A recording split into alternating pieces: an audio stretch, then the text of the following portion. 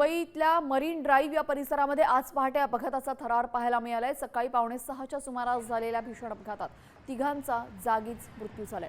आपल्यासोबत आमच्या प्रतिनिधी साक्षी यादव थेट जोडल्या गेलेल्या आहेत। साक्षी, ज्या ठिकाणी अपघात झाला तिथे तू उपस्थित आहेत, नेमकं अपघातामागचं कारण काय होतं? कारण की रस्त्यामध्ये सकाळी सकाळी रहदारी इतकी नसते, तर अपघात कसा घडला?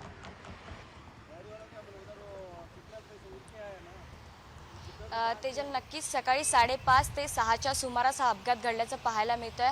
दृश्यांच्या माध्यमातून आपण बघू शकतो, जी गाडी आहे तिची व्यवस्था बघू शकतो। अपघातात 3 जणांचा मृत्यू झाला आहे। मृतांमध्ये ज्येष्ठ नागरिक आहे, एक तरुण आहे आणि एक तरुणी असल्याची माहिती आहे। अशी सुद्धा माहिती समोर येते की ते जे तरुण आहे ते 2 गाडीवर येत होते आणि एक वृद्ध जो होता तो रोड क्रॉस करत होता।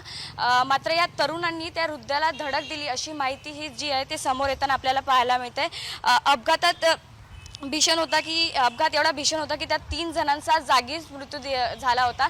रुग्णालयात त्यांना दाखल करण्यात आलं होतं, मात्र उपचारादरम्यान किंवा त्यांना दाखल करता नक्कीच साक्षी, धन्यवाद आपण दिलेल्या सविस्तर माहितीबद्दल। आपण पाहतोय मरीन ड्राईव्हवर हा संपूर्ण अपघात झाला, तिघांचा जागीच मृत्यू झालेला आहे।